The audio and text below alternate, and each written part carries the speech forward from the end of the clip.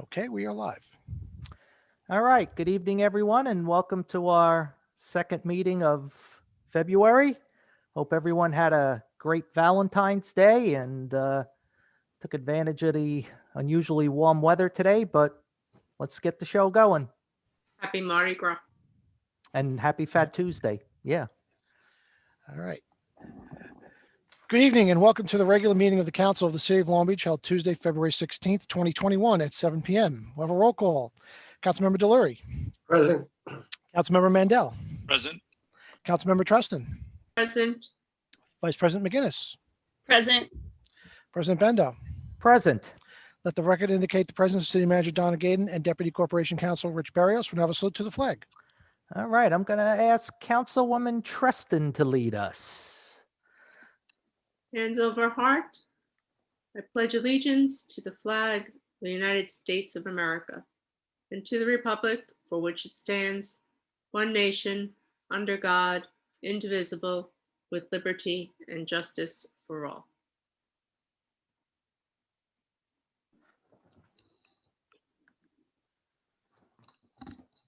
All right. Thank you. And I guess we will start with the city manager's report. Thank you. Good evening, everyone.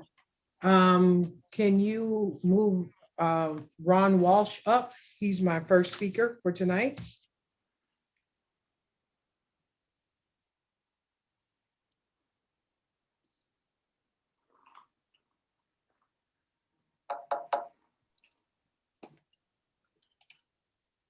Okay, Ron, go ahead. Hi, good evening, everybody.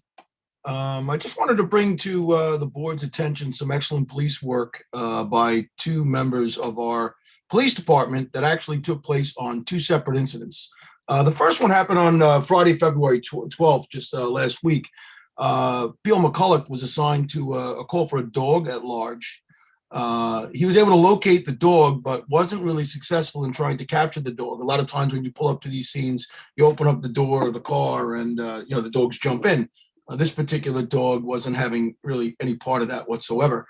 So at about 7:06 in the morning, the dog runs down onto a dock. In the area where this took place, there was like waist deep water and there were like weeds and reeds that grew up. So it made it kind of look like it was solid ground. The dog jumps into the water. Now, the dog jumps into the water and immediately starts having a lot of difficulty swimming because the reeds and everything are getting stuck around its legs and it's too deep for him to stand. As this was happening, the fire department was there and the animal control officers were there. The animal control officer was trying to put on his wetsuit to jump in and trying to rescue the dog, but the dog started to drown, wasn't able to keep itself above water.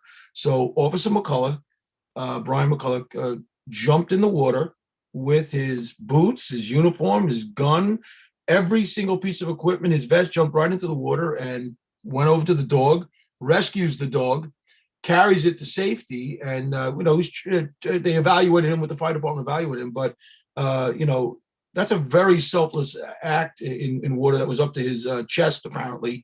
And I really wanted to bring attention to great work. And I'm sure our animal lovers will absolutely love the fact that he did that. I just hope that the city council joins me in thanking him for a great job.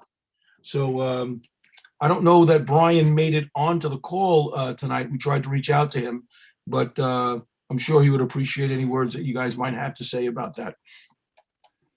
I think it's an outstanding effort, Commissioner, and very selfless. And I'm sure, hopefully he's all right after that cold water. He's okay too. And it's amazing, but thank you. Yeah, you're welcome.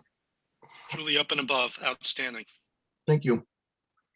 The next officer I would like to bring to our attention, and Dave, I don't know if Officer Holstead made it on. Do you see that she's on at all? I just allowed her to talk. Okay, great. So maybe at the end of this, you guys can ask her some questions, but if you want to thank her yourselves. But on, I guess I'm trying to just find the date here. So Officer Holstead is one of our newest officers. She actually came to the police department as recently as this November 20th. So she's been here for about 3.5 months. She had 4 years experience with the NYPD. But on the evening of January 19th, 2021, Officer Halstead was patrolling Broadway when she observed a vehicle go through a red traffic signal without stopping. She conducted a traffic stop on the vehicle in order to write a ticket, but she kind of sensed that something wasn't right with the individual, and she began to do a more thorough investigation. Through her digging deeper, Officer Halstead was able to discover that the driver had multiple suspensions on his driver's license and an active arrest warrant from Suffolk County, an active bench warrant from Nassau County. And while finding those things is laudable enough, during the arrest processing and while doing what's called an inventory search of the suspect's vehicle, Officer Halstead discovers that the driver has approximately 10 pounds of marijuana packed in airtight containers in the trunk of the vehicle, which is a Class D felony. Now, in police work, making vehicle stops, we never really consider any of them routine. They're usually some of the most dangerous things that we ever get involved in. But Officer Halstead actually recognized, and even though her initial reason for the stop was a traffic infraction, she recognized that something wasn't right. She was very tenacious with this particular stop. She went with her instincts and really made an outstanding arrest. The city of Long Beach, in my opinion, is very lucky to have Officer Halstead on board. We look forward to a lot more years of her service. And for me, these two examples from our police officers is just another example to this city of the outstanding work that our officers do, their commitment, and I want to congratulate them both. But I believe Megan's on the line, and I wanted to say thank you to Megan and open it up to you guys if you have any questions or comments for her. Officer Halstead, this is Liz Treston. And to the police commissioner, I just want to thank both of you for adding to our council with our new refreshed look at our police department and the risk that you take every day. And thank you. Thank you. Megan, if you're muted, they won't be able to hear you. I don't know if you can talk. All right. Okay. Yeah, but great job. This is the kind of great news our residents want to hear about. I guess this is the stuff that a lot of people, unless they get pulled over, they really don't have much interaction with our police, so they don't know all the stuff that's going on out there, and what our officers are doing out there. So this is good stuff. And Commissioner, I just wanted to ask, what time of day or night did this happen? Was it like in the wee hours, or do we know? You know, I just closed my details of this, but I believe Megan's was definitely in the evening, and it was I think 11 o'clock is coming to mind, around 11 o'clock at night. She now works day tours for us. She recently was moved to a day tour position, but this was around 11 o'clock at night when I believe this started, 10 or 11 o'clock at night. And it was a relatively difficult arrest to kind of get through with her because it was very involved. You had traffic infractions, you had two different kinds of warrants, an arrest warrant, and you also had a bench warrant. So they're two separate kinds of warrants. And then you had the D felony, you had to voucher all the drugs and stuff like that. It was really outstanding work with her. And it was actually, it was funny. I know she's on the phone, but when I called her originally, I called her to congratulate her for the work. And I think she was a little taken back because she's like, gee, why is the commissioner of police calling me? Did I do something wrong? And it was really to compliment her on just great work and the type of thing and the tenacity that we're really looking for in our officers. And it made me very proud to be associated with the department, as well as Brian's. I mean, I don't know that I would have jumped in, chest deep water in the middle of February to rescue a dog. I mean, I would have done whatever I could, but jumping in the water might have been a little bit beyond my body's ability to tolerate. So I really compliment him. I just think it's fantastic that we have such dedicated cops. I really do. Yeah, I agree, Commissioner. Thank you, Officer Halstead. It's a great job. Thank you. Two great officers. Thank you. And thank you, Commissioner. Sure thing. Thank you. Yeah. All right, thank you, Commissioner. Thank you. Next is Monique Powell from Youth and Family Services and Community Development.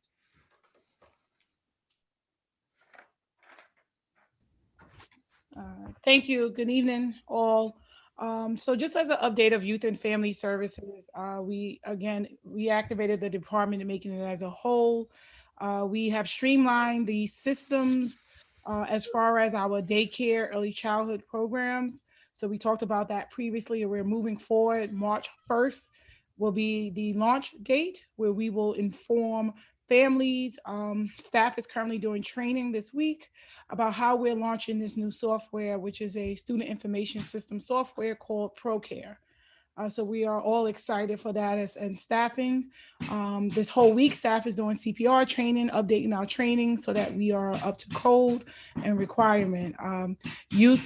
Youth services, we have a couple of programs that's going along. We have a Black Kid Magic that is on February 27th. Currently, we're doing the African American scavenger hunt at the local city parks where kids, as long as they have permission of their families, can visit a local city park in their community, in their area, and look for the QR codes that we placed at the parks. They can scan the QR code and learn about African American inventors.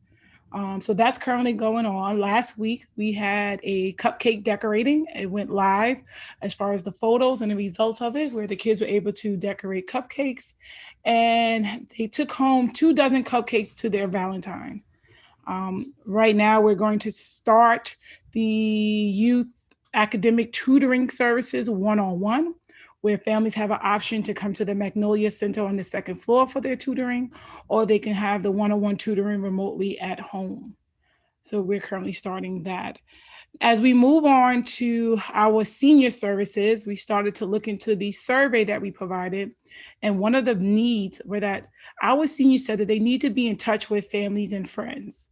So Melissa Cohen and I are looking into more detail of what that looked like so that we can meet their needs. And we have some examples, so stay tuned for that. But we are excited to start the senior services as well.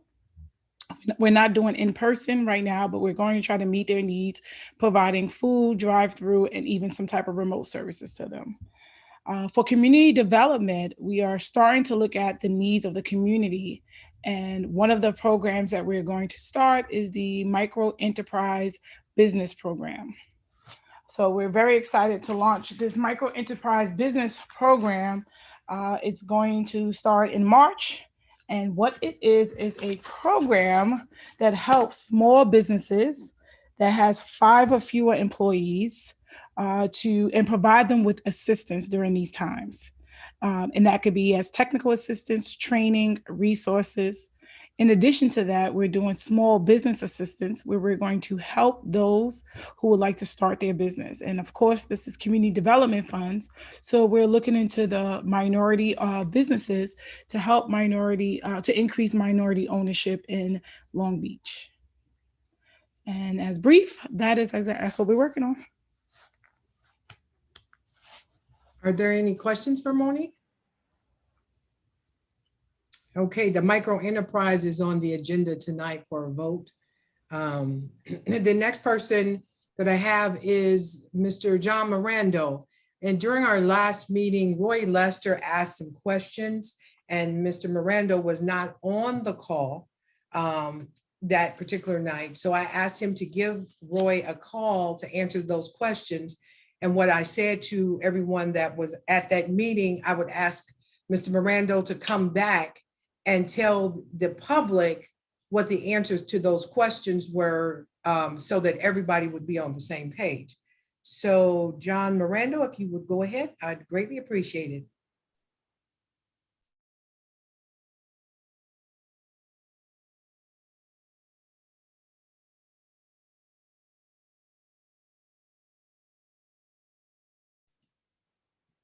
John? He's unmuted.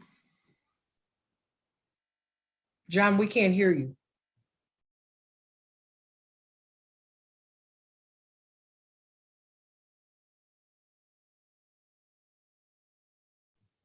Okay, he just muted and unmuted.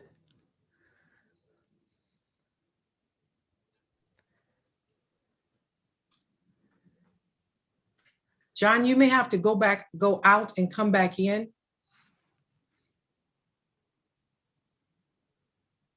And while we're waiting for that, we can go on to John McNally.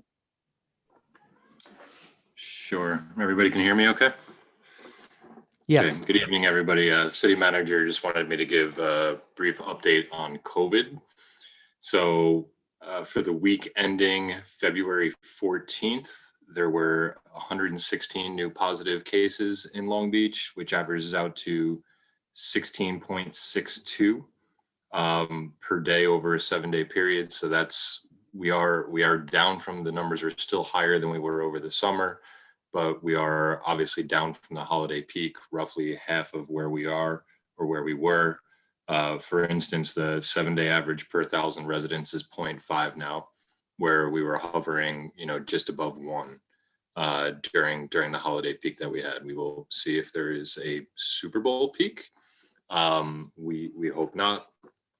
Certainly hope that there's not a Mardi Gras peak 2 weeks from now. For the Long Island region as a whole, the key metrics that the state is looking at is percent of available ICU beds. That's holding at 21%. It has been remarkably consistent. And the positivity rate for Nassau and Suffolk combined is 4.58%. So statewide, it's in the mid threes, but Long Island for the first time, really since the holidays, has gotten below that 5% threshold. So that is good news.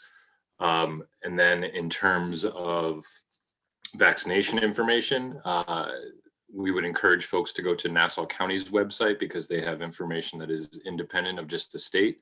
So that's nassaucountiny.ny.gov. And they have a search bar up top. It's not an easy link to get to. So I would just hit the search bar and type in vaccine. And it takes you right to their vaccination page, which tells you not just information for the state site, but information for some of the county sites for Northwell. So it gives folks some additional opportunities to potentially find an available slot to get a vaccine. Similarly, New York State still is running their hotline. The number for that is 833-697-4829. Again, that's 833-697-4829.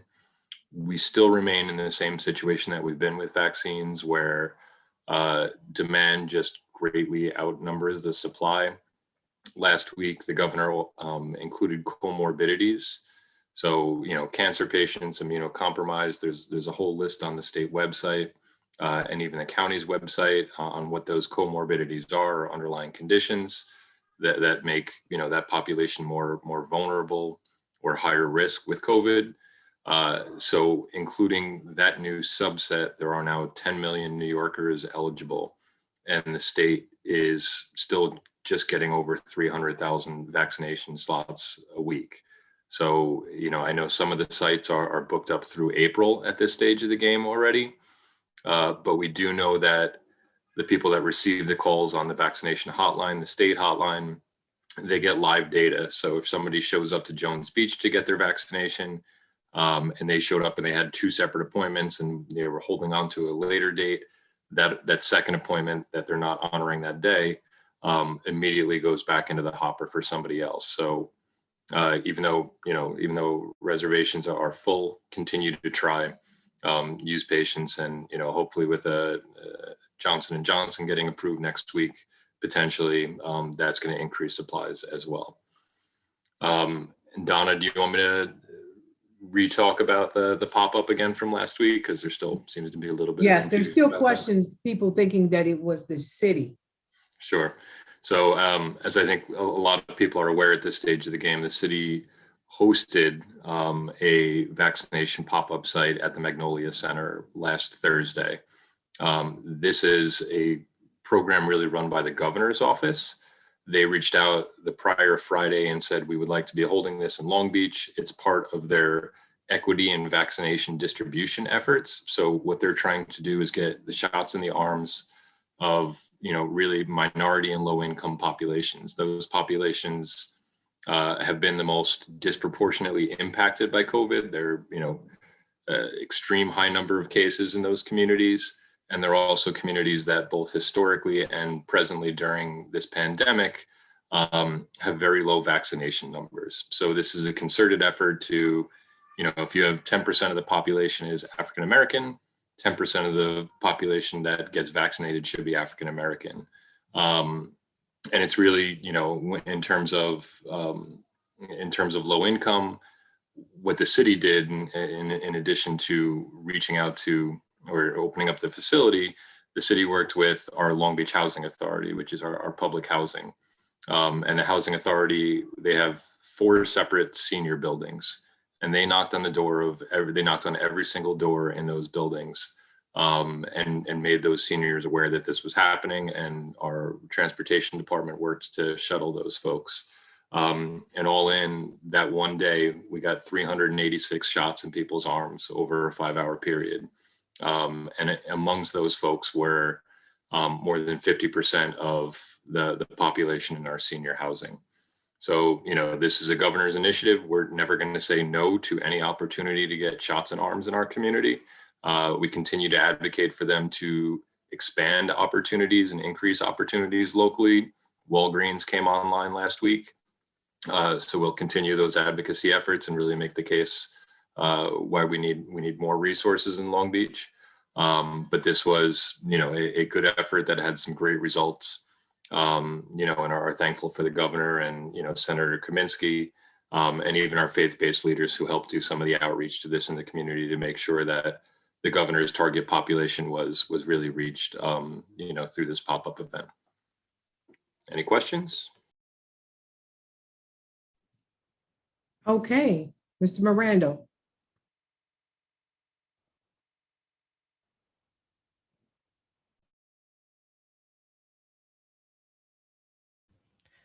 John, we're still not hearing you. You're unmuted, but we're not hearing you.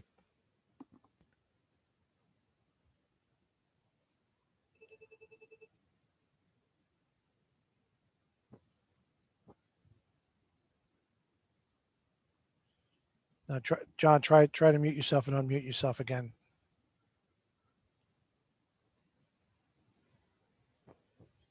Donna, while we're waiting, do we know what the questions were that Roy had, or Miss whoever asked it, what they It was were? Roy, and I have Roy Roy is in the meeting, and he texted me because he did say that John did talk to him. I don't have the questions with me.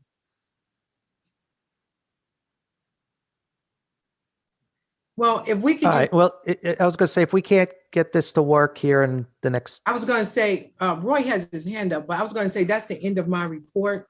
okay. We and- could always cover this at the next meeting.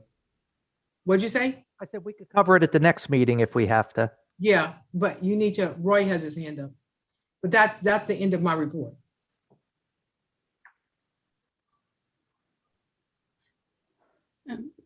Donna? Go ahead, Roy. Oh, hi, Roy. Hi. I just want to tell you people what happened. John was great about it. He really educated me a lot on the recycling. Basically, my concern is what it's costing us, and that people aren't aware of how much more expensive it is to put a piece of paper in the garbage can. But basically, he was telling me that it goes to, I think it's sanitation area 1 or sanitation district 1. And from there, it goes to Omni. And, it just, he says it's a lot cheaper that way. I don't quite understand. And I'm not sure he quite knows why when we get a middleman involved, it gets cheaper. Usually a middleman costs more money. But he did answer most of my questions. I still, I'm curious about the amount of tonnage and stuff like that. There are a lot of numbers that I would like to know, but he was really good about answering it.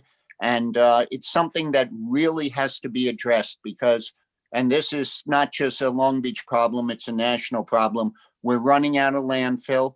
We can only burn a certain amount.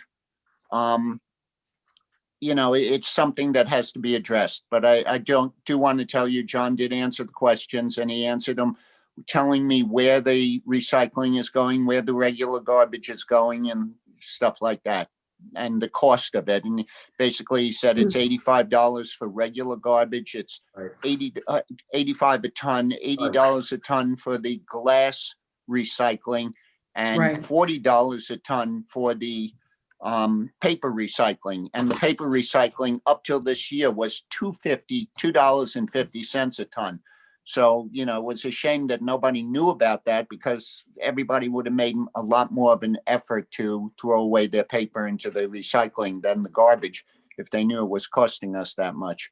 But Roy, those, what I have like I to say, say, he was Go great ahead. about it. Roy, I would have to say John Miranda did a really good job in giving you the information, because you spit back the information for the public to hear, and that is the correct information. So I appreciate that you came on, since we can't hear John, and especially to thank John for giving you such great information. Thank you. Okay. You're welcome. That's the end of my report. Okay, great. So why don't we move on to the agenda then? John, I just have a quick update, please. Oh, okay.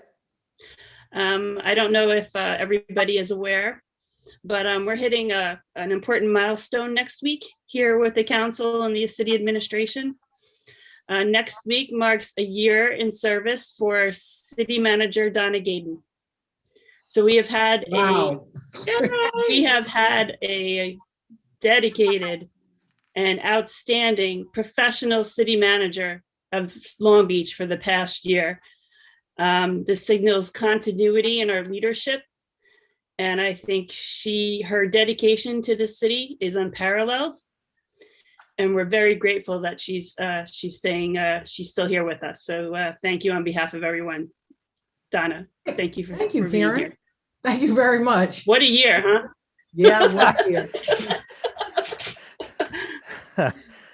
And then some. You could write a book on your first year, Donna. Yeah. Still waiting for the locusts to show up. Yeah, I was just gonna say, we're still waiting for the locust though. All right. Let's move on to the agenda. Okay, our first item is a public hearing for resolution granting waiver of off-street parking requirements for 163 East Park Avenue, street floor, for a kosher foods and grocery products shop. We have the owner on. Hold on. Okay, I've asked him to unmute.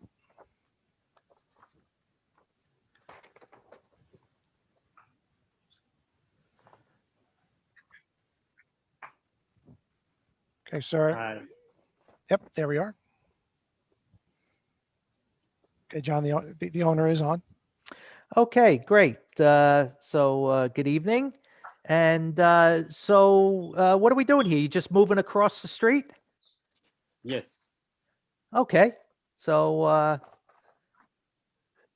thought maybe we might get a second location, but all right. Well, as long as you're staying, that's good. No, So how long have you been in business in your current location? over 24 years. Wow. Okay. Is the new location larger? Not really. It's more or less the same or smaller. Oh, okay. Okay. And you're going from, this is Councilwoman Treston, and you're going from where to where? 172 East Park Avenue, going to 163 East Park Avenue, right across. Right.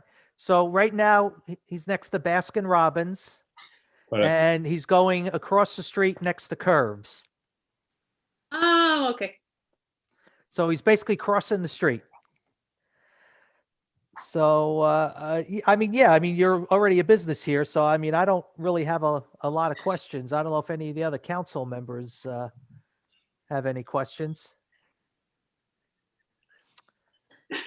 All right, hearing none, why don't we see if we have any from the public? Nothing at this time.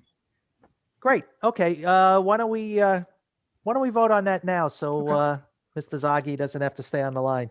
Okay, so we're going to call calendar item number 2, which is a resolution granting waiver of off-street parking requirements for premise 163 East Park Avenue, street floor, for a kosher foods and grocery products shop. Who introduce and move the adoption of this item? I will. Second, I will. voting, Councilmember Delury, Yes, and good luck. Thank you. very much. Councilmember Mandel, Yes. Councilmember Treston, Yes. Vice President McGinnis, Yes. President Bendo. Yes, and we hope you are successful in your new location. Thank you so much. Okay, you have a good night. You too. Thanks for inviting me. Okay, take care.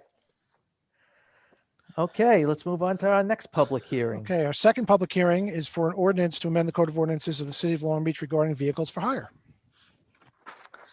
Okay. And I believe Is we have a anyone, me- yeah, I was gonna say, is anyone speaking on this? Just the, oh, I and we believe have an amendment. we have an amendment. That's what I was That's just getting right. to. Sorry, we do have an amendment.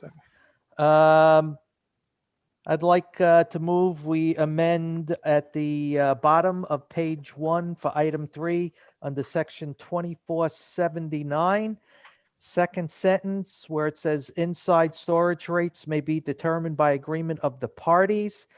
I'd like to propose we change parties to tow operator and vehicle owner. Do I have a second? I will. Voting on to amend. Councilmember Delory, I'm just writing it in on my sheet. Yes. Councilmember Mandel, Yes. Councilmember Treston, Yes. Vice President McGinnis, Yes. President Bendo. Yes. Okay. Okay. on.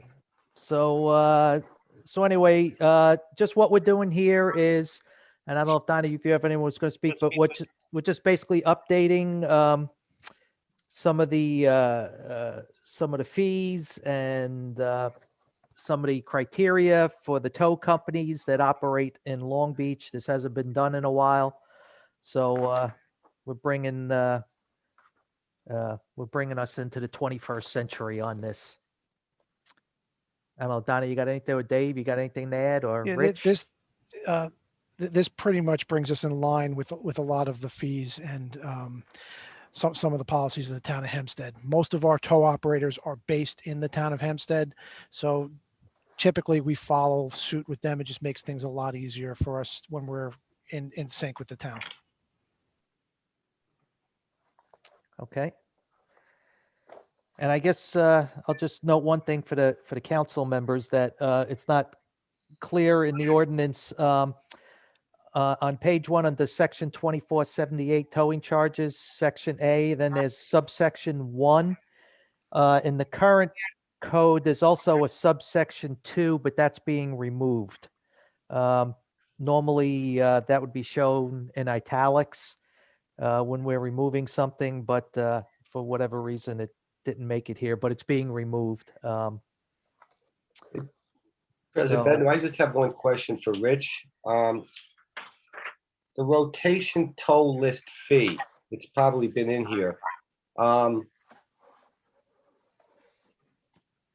Do we know what that is? I mean,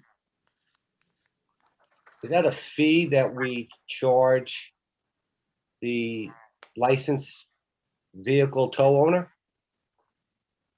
It's what we charge the tow operator to be, if they want to be included on the police tow list. Okay, thanks, Dave. Got it. No problem. And I got a question. The bottom paragraph on page 1, it talks about outside storage charges, but then for inside storage charges, it just says agreed by the tow operator and the vehicle owner. What, we define all the other charges, why did we not define this one? We follow that's the way that's defined with the town, so we followed their their definition. So it just makes us consistent with them. Right. Okay. Any other council members got questions? All right, why don't we open it up to the public? Okay, we have Roy Lester. Hang on one second. Go ahead, Roy. Keep trying to unmute. John, I've made this suggestion before, and it would be great if we could know what the charges are being upped from. In other words, like you said, normally when we take something out, we put it in parentheses. Since we're changing something, why can't we put it in parentheses just for transparency, so people know, it's now going to be the first mile's 175. It used to be $10 or something like that, or it used to be 200, or just whatever it changed from. It's really not that difficult to put it in, and people would be able to read this with a little bit more comprehension. Well, it's also not difficult to do what the council members do is we go on the city website, we look at the code of ordinances, see what it says now, and then we look and see what it's being changed to. What, John, you guys are already doing it. Why should the public have to do that? Why make it difficult for the public? Roy, What? duly Yes. noted. Okay. Duly Thank you. noted. Thank you, Thanks. Donna. Okay. Any other comments? I have no other hands at this time. Okay, let's move on to the next public hearing. Hold on one second. I'm just trying to. Okay, there we go. Sorry about that. Okay, so our third public hearing is an ordinance to amend the Code of Ordinances of the City of Long Beach regarding licenses and business regulations. Okay, we have an amendment on this one as well. Mhm. I would like to propose, let's see, under section 14-213, the first sentence where it says signs shall be erected and maintained at all times at each entrance to every parking lot.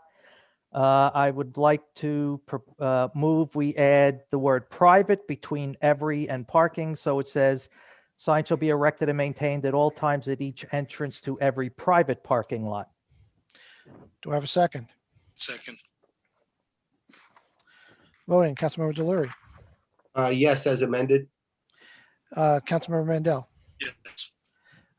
Councilmember Treston, Yes, as amended. Vice President McGinnis, Yes. President Bendo. Yes. Okay.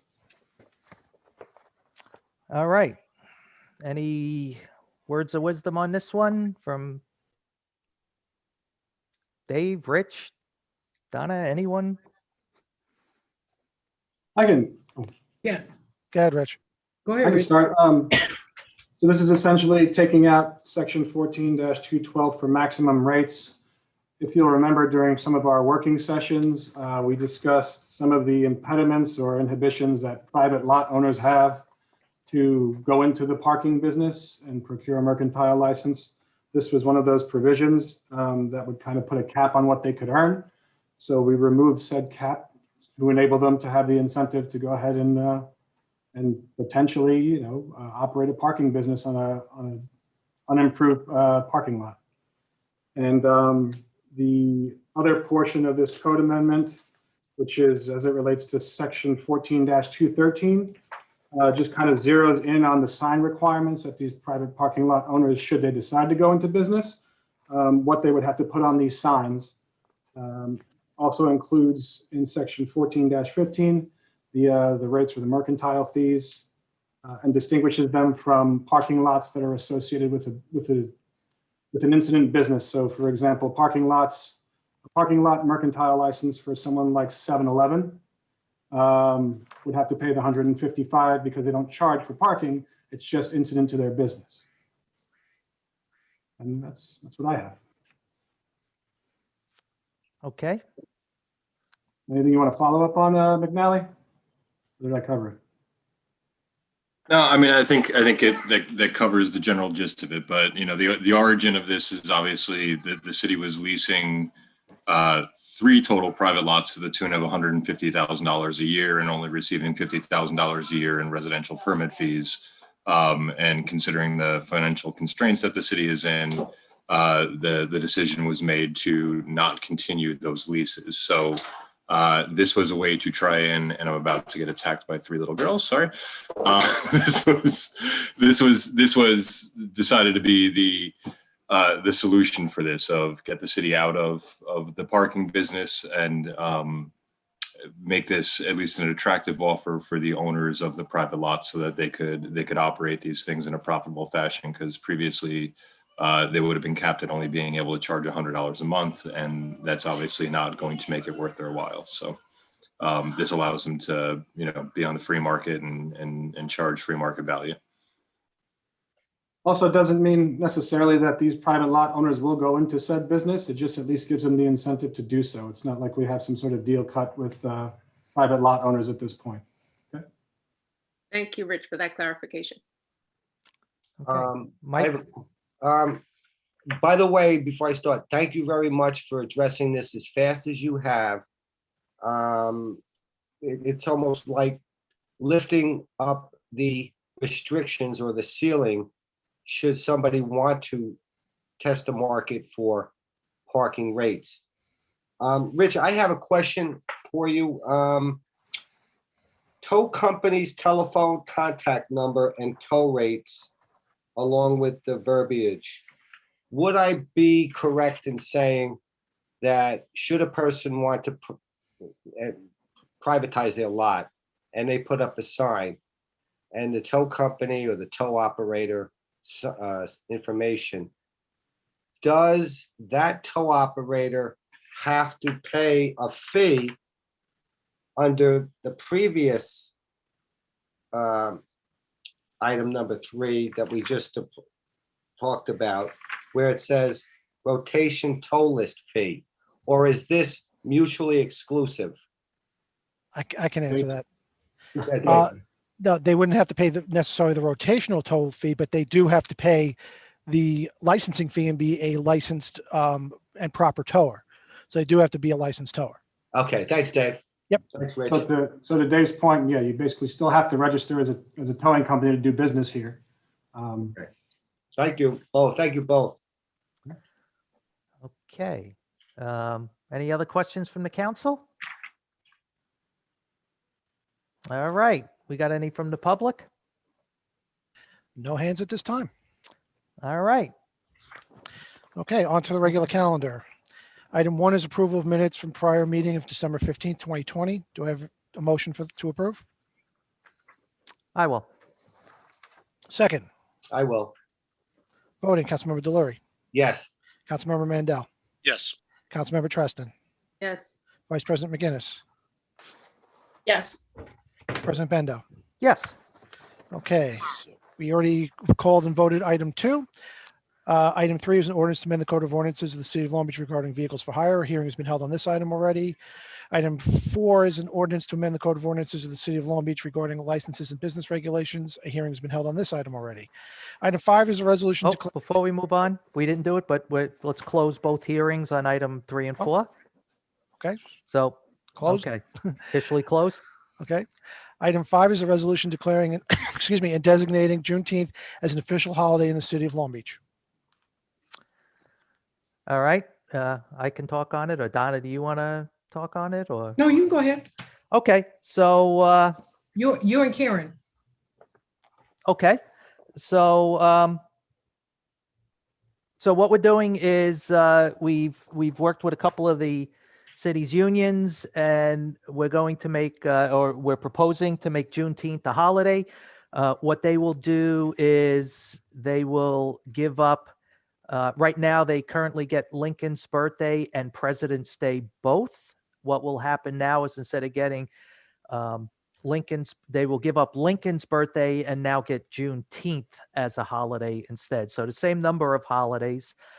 Now that means because Lincoln's birthday just happened, that they will not get Juneteenth this fiscal year or this year because they got Lincoln's birthday. So this will go into effect next year. But it's just a one-for-one swap to acknowledge it. And Karen, I don't know.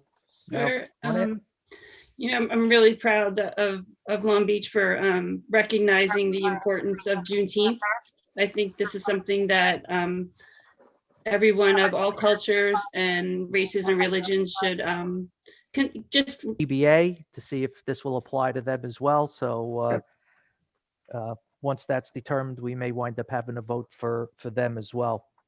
But any questions from the council? John, Rich, before your you jump turn? in, I'm sorry, may I say something? Yeah. Yeah, I just wanted to thank John Mooney and Bill Dodge for coming to the table and really hashing this out with us. They did a phenomenal and quick job of just sitting down and hashing out the particulars of this very simple agreement, but it's a gesture that means a lot. So thank you to both of you. And I would like to echo on that. Thank you to both of them. Okay. So seeing no more from the council, we got any from the public, Dave? Yes, we have James Hodge. Okay. Hello. Well, I would like to thank you for this. Thank you for allowing this to be recognized in the city of Long Beach. We could say late, but thank God it's here. Again, this is 156 years late, 1863, and then 2.5 years later, somehow it seemed like the delivery person or the messenger kept getting killed, or somehow the message never got to Texas. So, and actually just before it got to Texas, Lincoln was killed himself. So in 1865, there were over 250,000 slaves that got the message that they were freed, but even the enslaved slaves that was freed, when they started to go out and speak up and let their slave owners know that they were freed, they started, it was lynchings, it was killings, and it was a lot of, it was a bloody, it was, of course, it was one of the bloodiest wars for this freedom.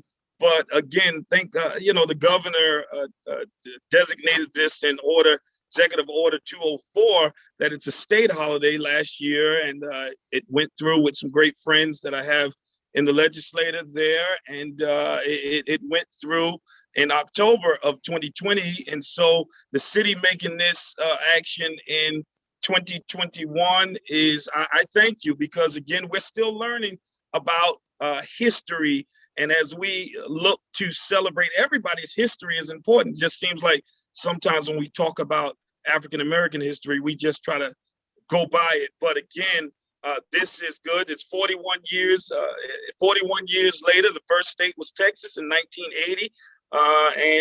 Again, I'm excited that Long Beach, because again, all of our history is important. So people should look into Juneteenth and what the meaning is, because it's not just another day off. And I would love for, as a community advocate and activist, I would love for the city of Long Beach to be able to celebrate within the community, because Black history is American history, and 28 days ain't enough to tell the Black story, because 365 days of the year, everybody's history is important. So the shortest month is and really the coldest month, but everybody's history is important. So I thank the city for taking this on, as it is a state law written into order, like I said, 204. And again, let us even have a celebration on that day in recognizing that it was the end of slavery, recognized supposedly. It is a long story. We can talk about that. James, that's your 3 minutes. Please wrap it up. Thank you. All right. Thanks, James. Thank you. Okay. Anyone else, Dave? That's it. Okay. Let's move on I just wanted to say something. I thank you all for passing this, but for all of those that do not know or were not aware, the city gave all of the employees Juneteenth off last year, and that is very important. And so even though it did not go on, I heard that it was a week late. Nothing is ever too late as long as we get the job done and get a good job done. So I want to say to you all, thank you. Good. All right, let's move on to item 6. Item 6 is a resolution authorizing transfer of funds for the 2020-2021 fiscal year. Okay, I don't know if anybody's going to speak, but this seems pretty straightforward. We got to fix our street sweeper. Yeah, I'll speak on it. It's just that we're moving money that we had in street maintenance and equipment rental to help prepare for vehicles. It's straightforward. All right. Any questions from any of the council members? All right. Any from the public? Roy Lester. Okay. Go ahead, Roy. Okay. Normally, what do we have for the vehicle repairs? I mean, we have a fund put aside for this, and I guess this kind of caught us by surprise. But can you tell me how much that fund is? No, Roy, Ina's not on tonight. I don't have the budget with me. But yeah, it was the budget, typically what she budgeted for, what they thought they was budgeting for. We have a whole lot more repairs than anticipated. Oh, that's not good. Okay, thank you. Okay. Anyone else, Dave? That's it. All right, let's move on to item 7. Item 7 is a resolution authorizing a budget amendment to the Community Development Fund for the 43rd program year. All And right. that would be that's good. Monique. Monique, yep. Go ahead, Monique. Yep, thank you all. So previously the funds were asked to be transferred. I'm reactivating that micro enterprise line. So in 2017, there was a CDBG application for the 43rd year. I wasn't here 2017, 2018, but it was to create a micro enterprise small business development program. What I realize is that is more relevant now than anything, based on census data, based on previous surveys. I have a North Park community survey. I have Creating Resilience. So I did my history on research of what's already here, and prioritize as one of the programs that I believe community development can do. And it's to help minorities open small businesses and help already businesses that are considered micro enterprise, 5 or fewer, and provide them with technical assistance, as I previously said. The reason why that it may have been transferred, to speak for those who came before me, is that there's a lot of documentation and reporting that is needed and that is required from Nassau County for such program. And my background, I have an MBA and I do small business consulting. So I believe that, well, I don't say I believe, I know that I can assist small businesses. And then being that I already have the experience, the knowledge, and the resources, it is not so costly, where majority of the funds can go to direct activities to help out these businesses. And it could be as simple as a business plan startup, business plan assistance, software for business plan writing, marketing, small fund startup, any grants or loans. And so these are some of the activities that will go under the program. So I find that it's necessary to reactivate and start this program to finish developing the community. Okay. Any questions from any of the council members? I just this is Karen. I remember asking about this back when it happened, because it looked a little confusing that we were potentially paying for an elevator, I think, from community development funds. But I feel that this micro enterprise investment is in the true spirit of the community development fund programming. And I want to credit Monique for her diligence into figuring that out and to helping our small business owners, which are particularly hurting right now. So thank you.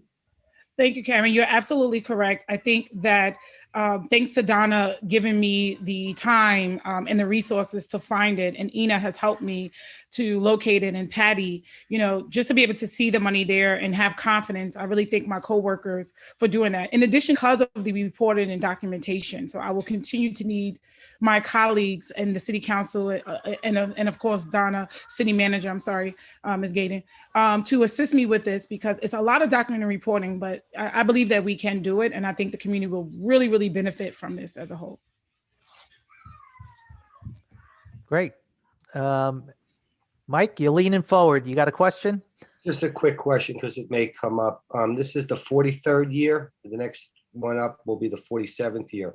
So if Monique could just explain briefly what resolution 7 addresses, and then 8 thereafter. But the 43rd year is a couple of years ago.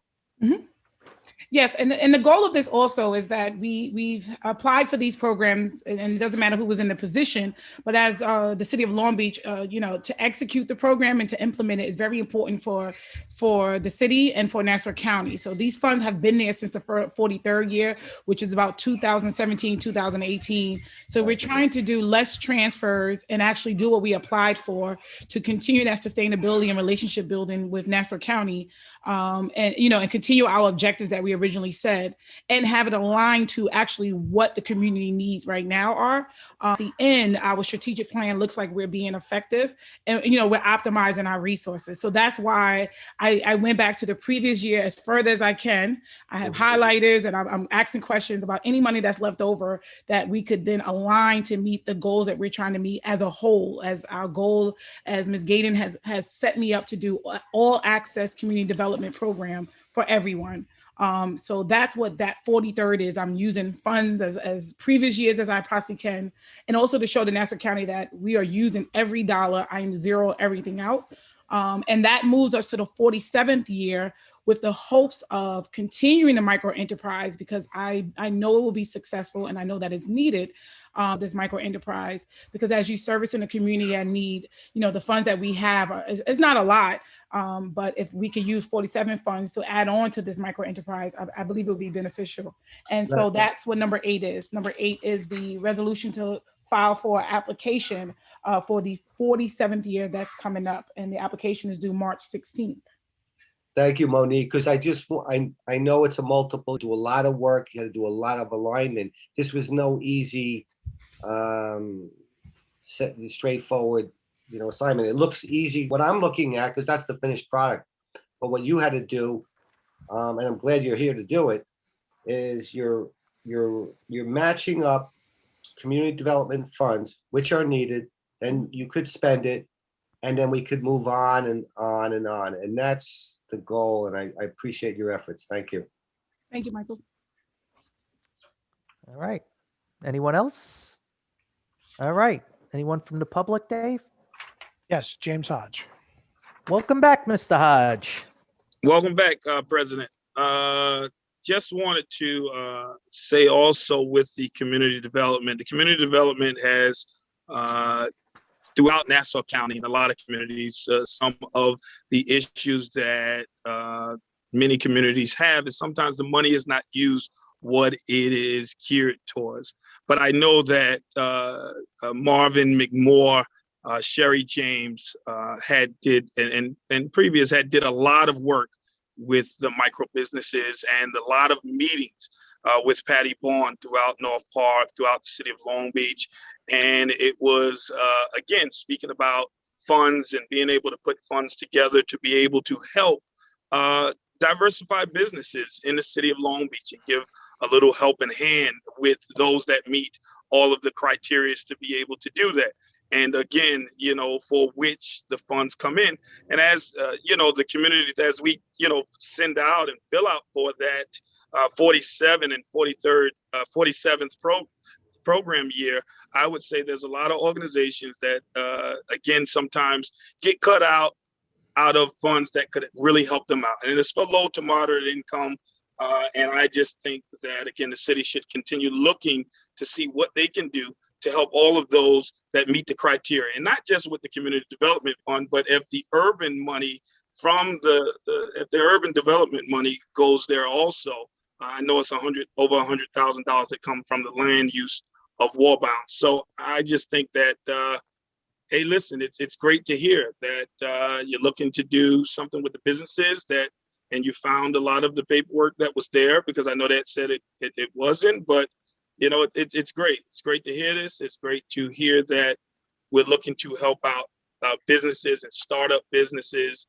So again, just happy to hear that, and let us continue to just utilize those funding, like the Vice President said, for the areas which those funds are seeked on behalf of. Thank you for your time. Thanks, James. All right. Anyone else, Dave? That was all. Okay, let's move on to item 8. And our last item is item 8, which is a resolution authorizing the filing of an application with the County of Nassau for the purpose of undertaking a community development program under Title I of the Housing and Community Development Act of 1974 as amended, and Title II of the National Affordable Housing Act of 1990 as amended, for inclusion in the city's community development program for the 2021-2022 47th year. This item is for publication only. A hearing will be held March 2nd at 7 p.m. Now on to the voting. We're going to start at item number 3, which is an ordinance to amend the Code of Ordinance of the City of Long Beach regarding vehicles for hire. Who introduce and move the adoption of this item as amended? I will. Second? I will. Thank you. Councilmember Delory, Yes. Councilmember Mandel, Yes. Councilmember Treston, Yes. Vice President McGinnis, Yes. President Bendo. Yes.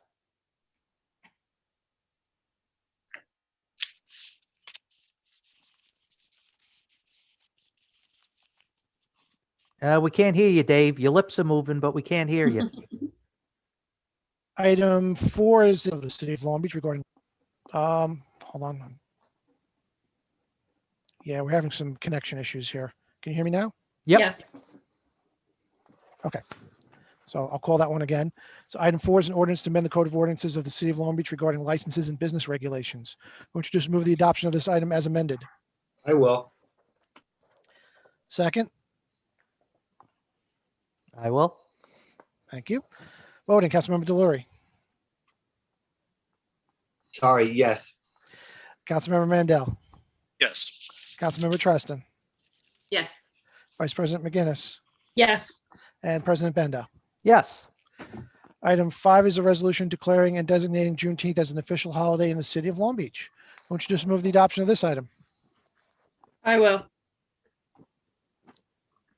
Second? I will. Voting, Councilmember Delory, Yes. Councilmember Mandel, Yes. Councilmember Treston, Yes.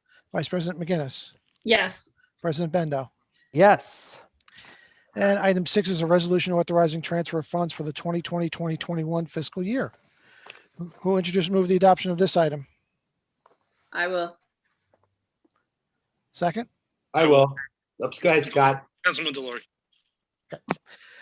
Voting, Councilmember Delory, Yes. Councilmember Mandel, Yes. Councilmember Treston, Yes, and thank you, Monique, for all your hard work. Vice President McGinnis, Yes. and President Bendo. Yes. Okay, item 7 is a resolution authorizing a budget amendment to the Community Development Fund for the 43rd program year. Who introduce and move the adoption of this item? I will. I'll Liz, second. And second, who'd you have for the first? I had Liz for first.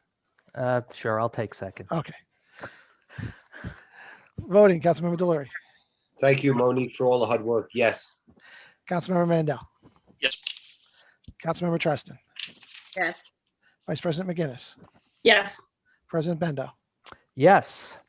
And finally, item 8 is a resolution authorizing the filing of an application with the County of Nassau for the purpose of undertaking a community development program under Title I of the Housing and Community Development Act of 1974 as amended, and Title II of the National Affordable Housing Act of 1990 as amended, for inclusion in the city's community development program for the 2021-2022 47th year.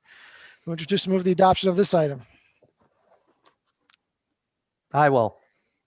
I'll Second. second. Thank I you. will. Voting, Councilmember Delory, Yes.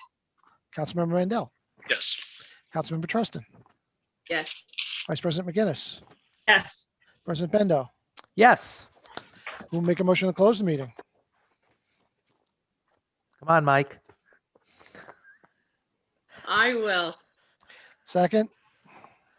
I will. Whoever. Voting, Councilmember Delory, Given the fact that it's 10 after 8, and I begrudgingly, yes, I vote to close the meeting. Councilmember Mandel, Yes. Councilmember Treston, Yes. Vice President McGinnis, Yes. President Bendo. Yes. Okay. Okay. On to good and welfare. So everybody gets who wants to speak, raise your hand. You get 3 minutes. And Okay, who's first? First up is James Hodge. Go ahead, James. And third time's a charm. Well, just want to, again, it's always an honor to be able to come to those that are elected and be able to speak to those that, govern the city and also the city administration. Just want to say happy Black History Month to each and every one of you. And also, again, thank you for adopting the Juneteenth. I would say, let us continue to recognize each and everyone's history. Everyone's history is important. At the same time, let us continue to recognize the history of even our own city manager, being the first female city manager, not just the first female city manager, but the first Black city manager. And that means a lot. You know, it means a lot because sometimes children only replicate what they see, and they don't see a lot of Black teachers in Long Beach in front of them. And sometimes they only believe that they can achieve what they see. And so I would say, let us do whatever we can to be able to also, city manager, get you out in the streets with us. I'll be willing to walk you around. And I know you already do a lot. But again, as a community advocate, I know it's very important for these young ladies and these young men to see you as a person that's been in Long Beach since 1976, and knowing that it was only very few Blacks in executive positions in the history of Long Beach. Your position is very important. And so what you do in your dash from the day you start to the day you end is very important to all of the children. Also, just want to say for the police commissioner, I know that Executive Order 203, reimagining police departments.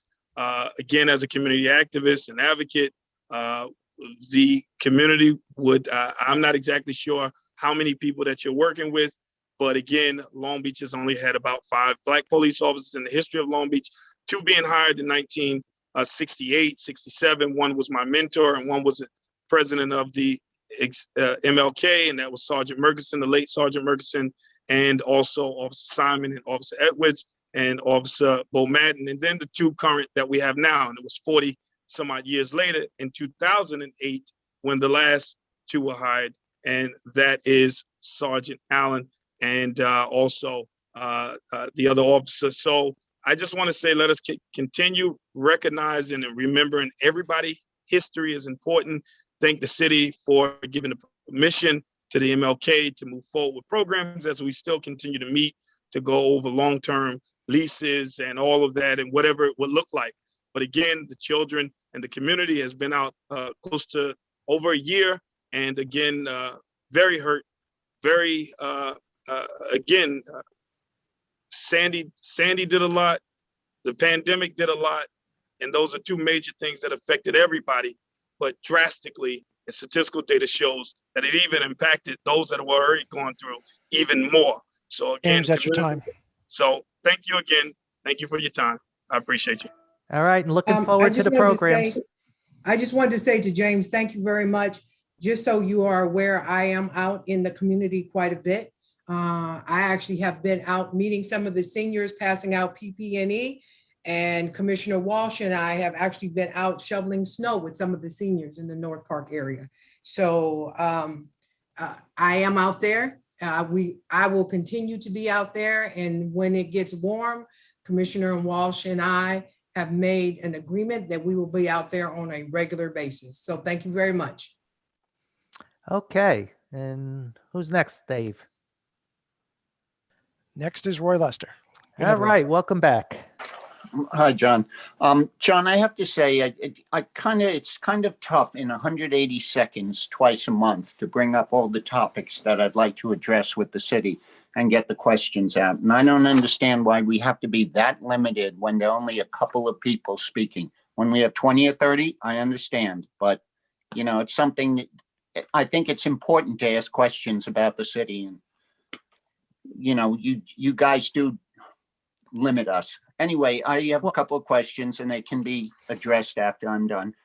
Whatever happened to the LBGT money? And have we collected all of our Sandy money? Do we owe any out right now, or basically are we even?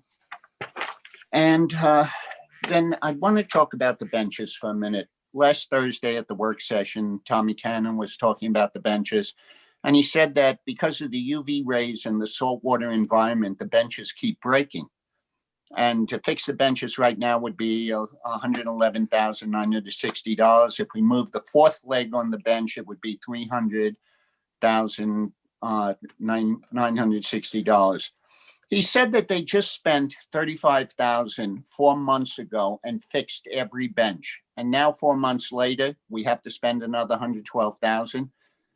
And he said in order to move the legs out, the benches have to be taken out and brought to the shop. That was to put the fourth leg on. But Tommy also said it would be very expensive to use different products because the benches would have to be moved.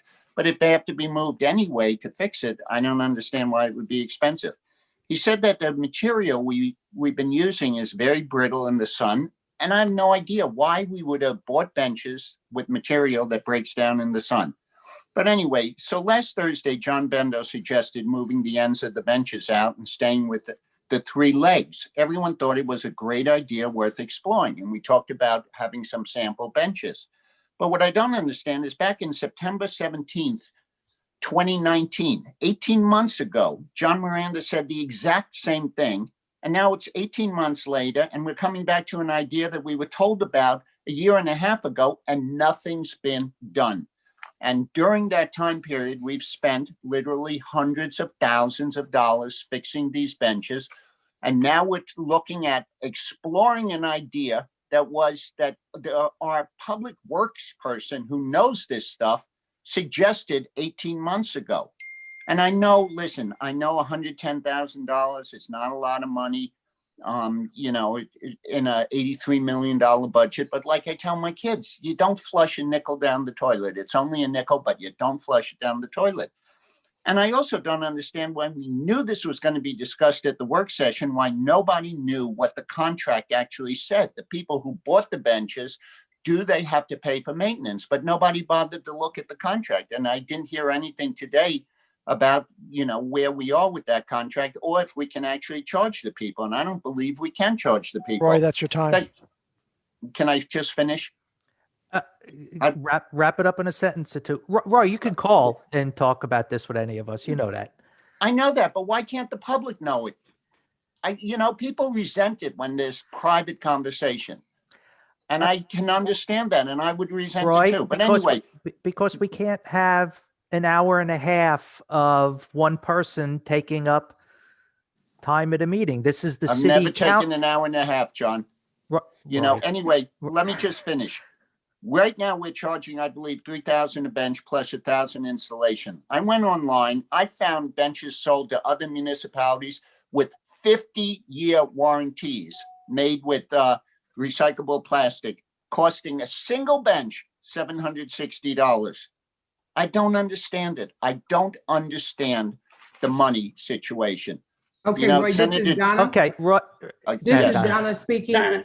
I will have to look into the LBGT money and I look into the Sandy money. And just as we did before, we'll get the answer and we come back on at the next meeting so that the entire public can hear.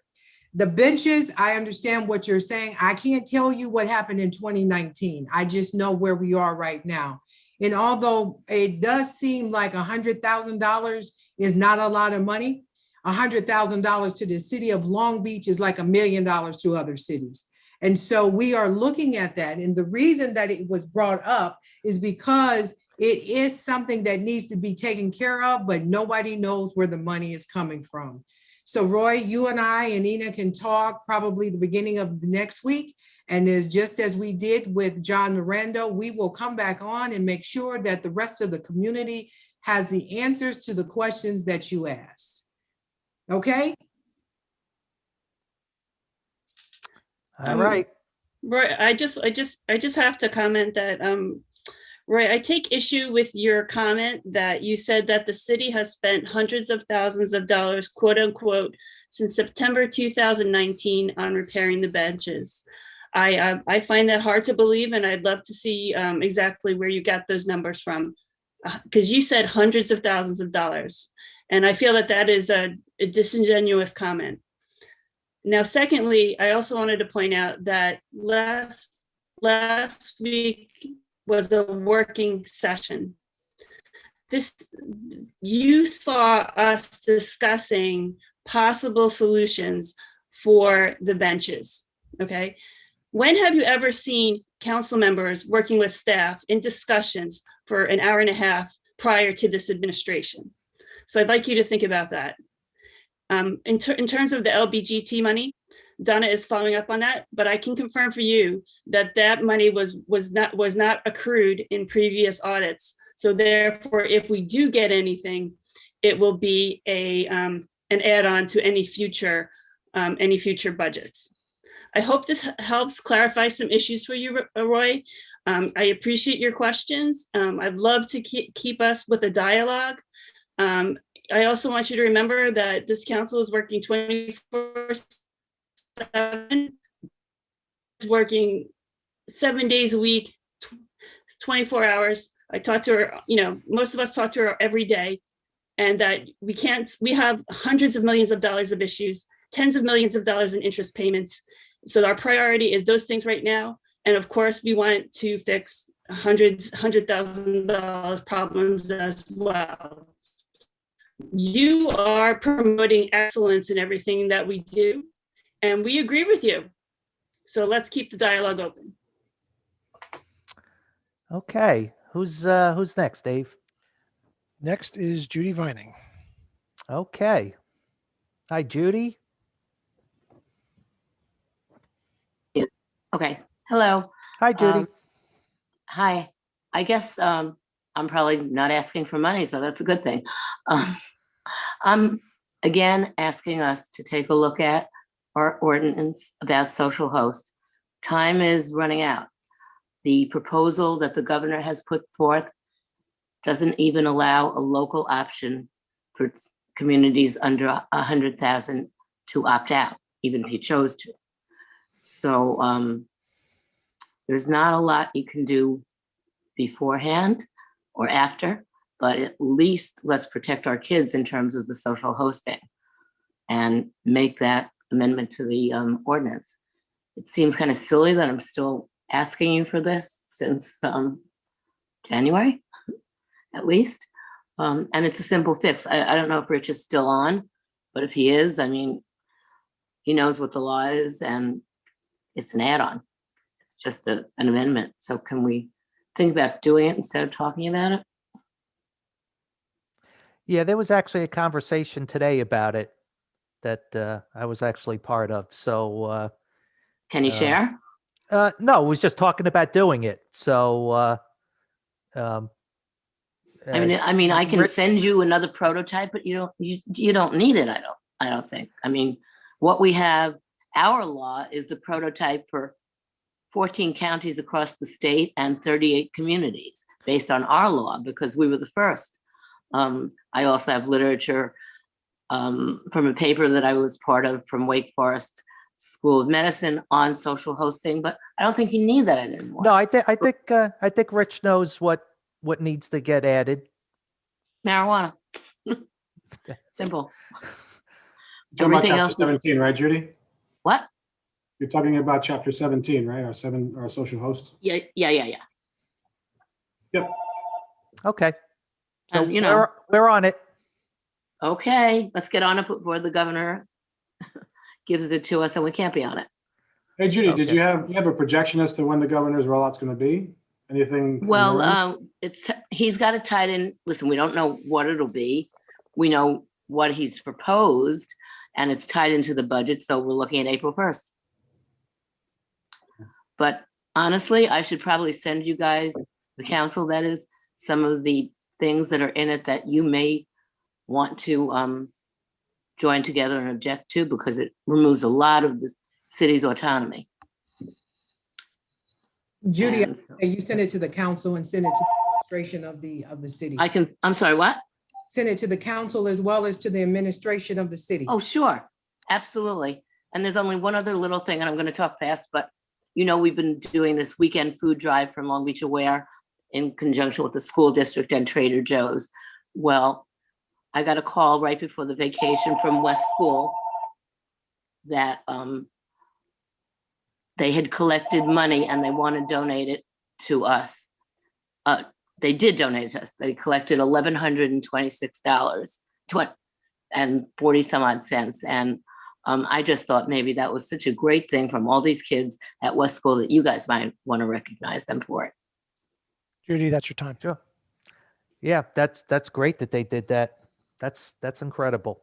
So, It might be, I know you sometimes give proclamations or whatever to kids that, or recognize in some way. I know it's harder on Zoom, but I thought you might want to take okay. note of it. Well, sure. We'll see. We'll see what we might be able to do. Yeah, I can give you the information offline. Yeah. Please send it. Okay. Okay. Thanks, Judy. All right. Who's next, Dave? That's it. That's it. Wow. Okay. So thanks for joining us, folks, and we will see you at the next one. And everyone have a good night. Anybody got any closing? Liz, anything you need to remind anyone of?